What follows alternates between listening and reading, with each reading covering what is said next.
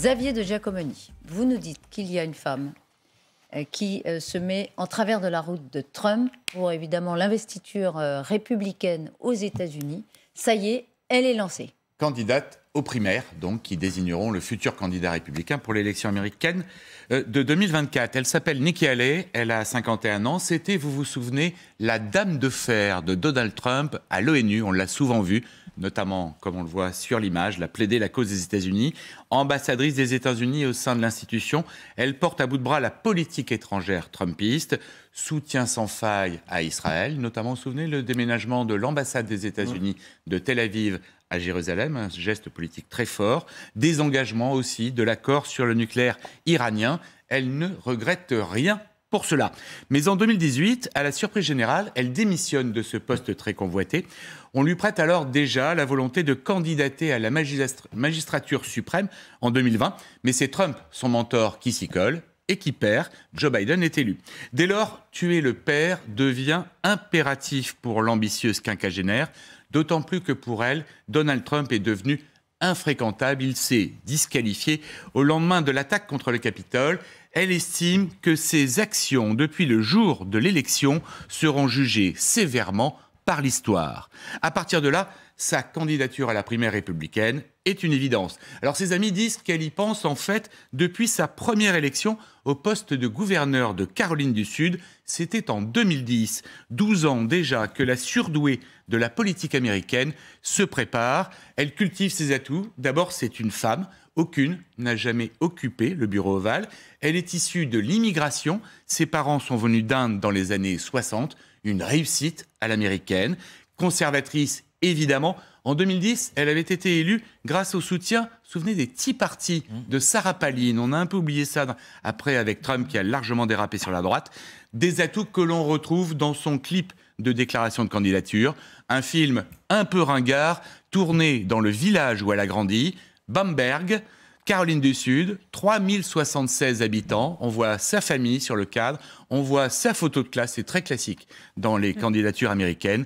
L'Amérique profonde telle qu'on l'imagine et où forcément il y a des voies de chemin de fer et où forcément aussi l'establishment de Washington est responsable de tous les malheurs. Le bilan de Joe Biden est épouvantable, mais cela n'est pas une surprise. L'establishment de Washington nous a laissé tomber encore et encore et encore.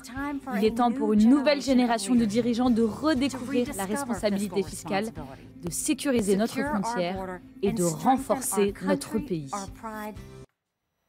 Tout est extrêmement classique, mais il y a quand même ce petit refrain qui circule. Nouvelle génération. L'âge, 51 ans, Nikki Haley. D'autres candidats ont à peu près cet âge-là. Et les deux grands, Joe Biden et Trump, évidemment, sont bien plus âgés. Alors, évidemment, Nikki, elle s'est attirée les foudres de Donald Trump, qui rappelle qu'elle avait promis de ne pas se présenter contre lui. Mais bon, dans les sondages, elle atteint péniblement les 3% pour le moment. Elle vient de se déclarer, on va voir ce que ça donne.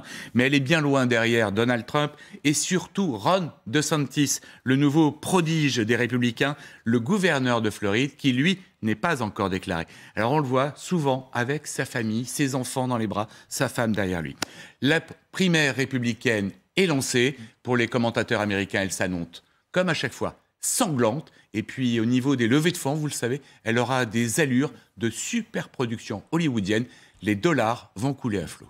Vous avez cité, si j'ai bien compté, 3 noms pour cette primaire républicaine, mais j'ai l'impression qu'il y en avait beaucoup plus, que même des gouverneurs se disaient, tiens, si on pouvait être potentiel candidat, est-ce qu'au fur et à mesure qu'on voit que la liste qui s'allonge comme le bras, est-ce que ça peut pas être bénéfique pour Trump ? Ça s'allonge. J'ai cherché un peu à voir un peu tout le monde. J'ai eu du mal à trouver tout le monde. Il m'en manque certainement. Mike Pence, ex-chef de la diplomatie. Ex-vice-président, pardon. Mike Pompeo, ex-chef de la diplomatie. On a aussi les gouverneurs de Virginie, du New Hampshire. Et puis on a un autre personnage qui vient de Caroline du Sud, comme Nikki Haley. Il est sénateur, il s'appelle Tim Scott, et il se présenterait, lui aussi, je vous avoue, je ne le connais pas.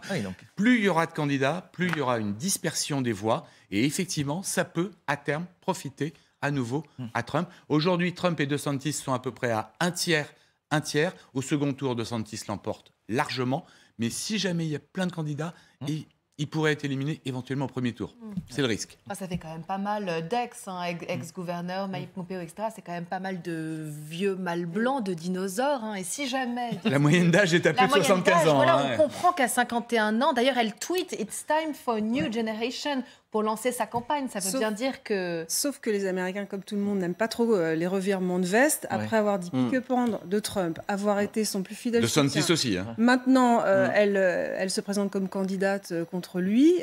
J'ai lu une opinion assassine dans le New York Times qui dit elle a un grand avenir, un avenir brillant derrière elle. Ça fait mal. Oui, ça fait mal. On verra ça, on verra ça à l'été 2024. Mais en revanche, dans les études d'opinion, on voit aussi que les Américains commencent à se lasser des vieillards mâles blancs. Mais Donc, juste, jeunes femmes. elle croit que l'élection a été truquée ou pas? Non, du tout. C'est bien pour ça qu'elle a divorcé en quelque sorte de Donald Trump. C'est qu'elle n'appuie pas du tout cette thèse, cette théorie. Ron DeSantis non plus d'ailleurs. Peut-être par ambition personnelle.